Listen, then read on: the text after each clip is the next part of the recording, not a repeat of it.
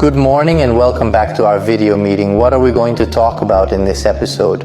Today we are going to address the issue of risks in the operating room related to the use of the operating lamp.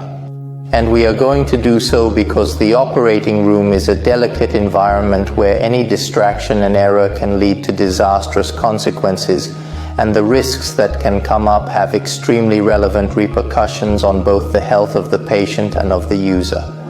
And it is precisely with reference to these two categories of victims that we are going to address what are the risks associated with the use of the operating light. In today's video, we will therefore discuss the risks for patients, the risks for users, and finally, the residual risks, that is, all those risks that cannot be traced back to the previous two species of hazards. So let's start with risks for the patient. Risks for the patient, according to what is evident to us from the literature, can be divided into two main groups: contamination risks and burn risks. Contamination risks, which in turn can be subdivided into two categories: laminar airflow incompatibility and handle contamination. Let us therefore specifically address each of these three elements. And let's start with laminar airflow.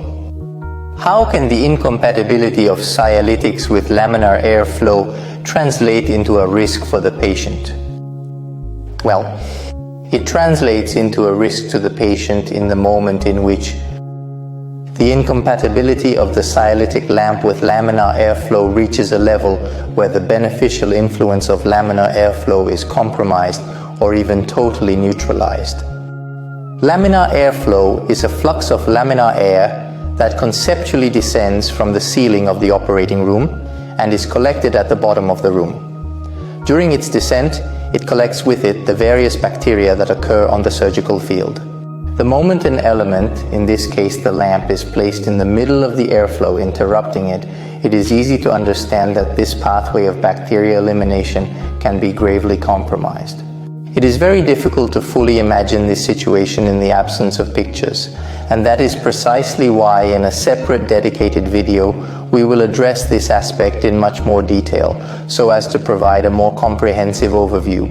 As far as this video is concerned, let us simply accept the definition that the presence of a bulky element, such as the operating lamp, has a negative influence on laminar flow and thus results in possible contamination of the operating field. Fortunately, however, there are solutions.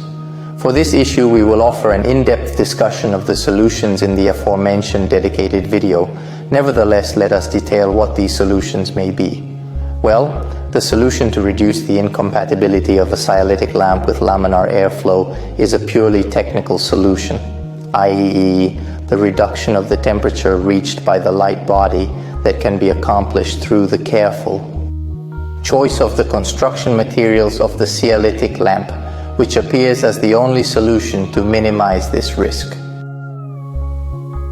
Let us then move on to the second group of the contamination of the sterile area, namely the contamination of the handle. The handle is the only element that can be touched by the surgeon. In fact, during the course of the operation, the surgeon interacts with the lamp solely through its dedicated handle, because any external handles cannot be touched by the surgeon as they are not sterile, and the same goes for the cupola. The lamp handle is sterile either because disposable solutions are chosen, so it will be used once and then finally thrown away at the end of surgery, or is provided a sterilizable handle, so it can be used multiple times as long as it is sterilized through autoclave treatments after each surgery, and thus made it sterile. This, however, is only theory because the practice shows that in 50% of cases, the sterile handle at the end of the operation is contaminated, that is, traces of bacteria and germs are detected on its surface. Well, but is there a solution to this problem?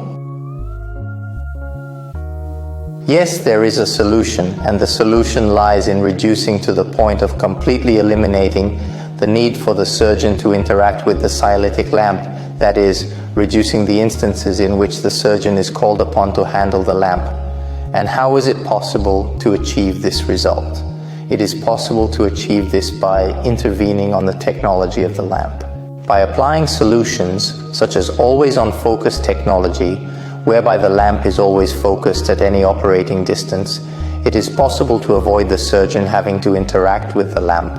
Therefore, a solution to this problem, as well as in the case of laminar flow, comes solely from the technical choice of the manufacturer using or not using a given technology. We can now analyze the second group of risks related to the patient during the use of a scialytic lamp, and this concerns burns.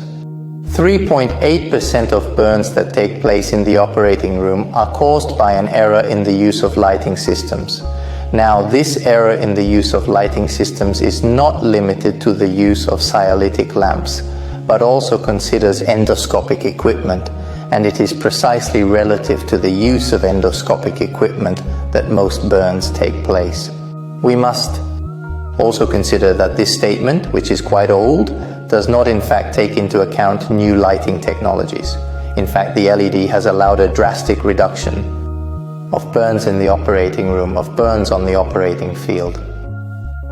Therefore, as in previous cases, we can clearly see how the use of technology can be a solution to avoid these problems. Now that we have addressed the risks for the patient, let us focus on what are the risks for the user of surgical lamps. The risks for the user can be reduced to just one, namely the risk of glare. Glare is considered to be the leading cause of failure in the operating room, and it has been estimated that 13% of surgeries fail or have serious complications precisely because of glare. Therefore, considering glare as a risk is of paramount importance. Glare can be of two types, direct or indirect. Direct glare takes place in the form of either luminance or contrast. Luminance takes place when either the surgeon or his team look directly at the lamp, intercepting the light beam. On the other hand, contrast happens when their gaze moves from a high illumination area, such as that of the surgical field, to a dimly lit area, such as that of the surrounding operating room. With regard to indirect glare, we consider glare from light reflected from the surgical field towards the eyes of the surgical team, i.e., light reflected from tissues, from fluids on the operating field, or from the shiny surface of surgical instrumentation.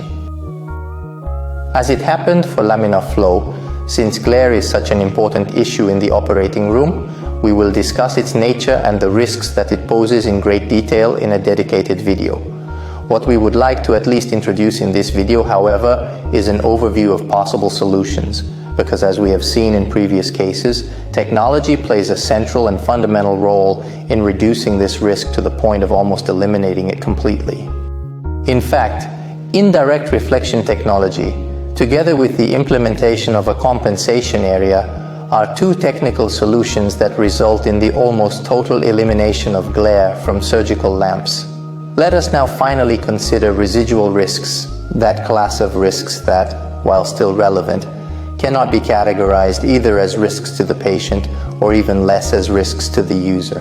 Among these risks, we must consider the handling, movement, and ergonomics of the lamp, i.e., problems arising from the large size of the surgical lamp, its considerable weight, the difficulty of movement, and finally the absence of ergonomic studies in lamp development.